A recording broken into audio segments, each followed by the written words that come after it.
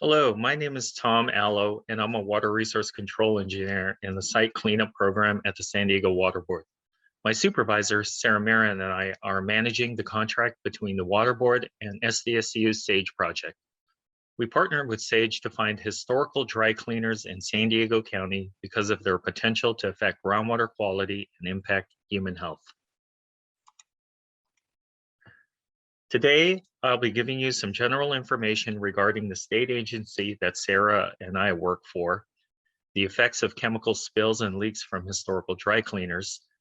I'll explain what vapor intrusion is, present an overview of disadvantaged communities and the people most likely to be affected by vapor intrusion, also known as sensitive receptors, and I'll go over the partnership between the San Diego Water Board and SDSU SAGE project. The State Water Resources Control Board is one of the many agencies under the Cal EPA umbrella and is part of the Division of Water Quality. The State Water Board was created in 1967.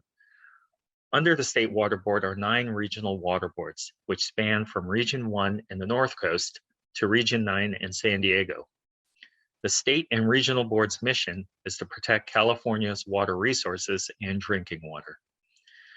Sarah and I work in the site cleanup program, which is a program dedicated to overseeing investigation and cleanup of polluted sites where releases of chemicals to the environment have occurred.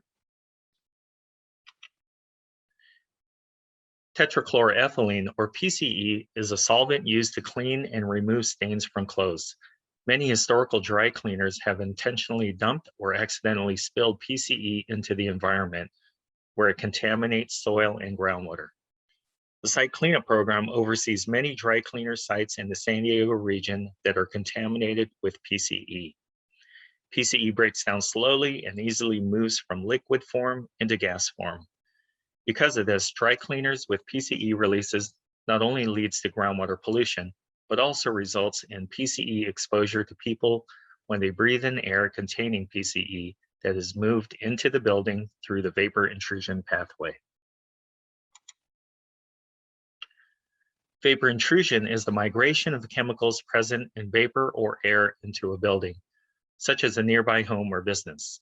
Vapor intrusion is caused by a release of one or more chemicals into the soil and or groundwater, such as, for example, PCE released from a historical dry cleaner.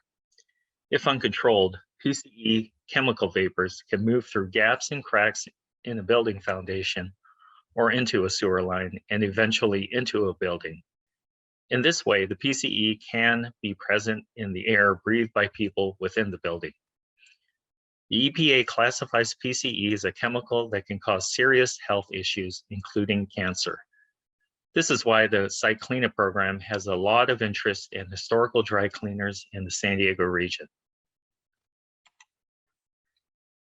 Releases from historical dry cleaners can occur within disadvantaged communities where environmental justice is a concern. Disadvantaged communities are areas that have higher poverty, unemployment, air and water pollution, hazardous waste, and serious health effects.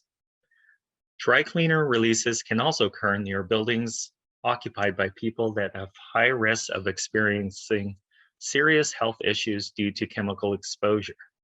For example, schools, daycares, and elderly care facilities.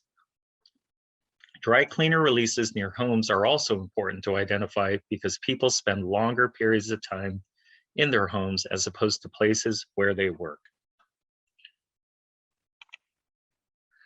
The San Diego Water Board teamed up with SDSU's SAGE project to identify the locations of these historical dry cleaners with the goal of protecting groundwater resources and human health.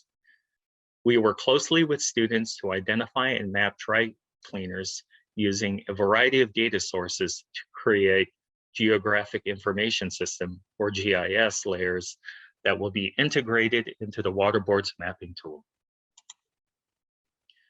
The work completed by SDSU students will allow the San Diego Water Board to identify and prioritize high-risk dry cleaner sites within disadvantaged communities and nearby sensitive receptors, and require responsible parties to conduct soil gas, and groundwater investigations, and to clean up the releases to restore groundwater quality and protect human health.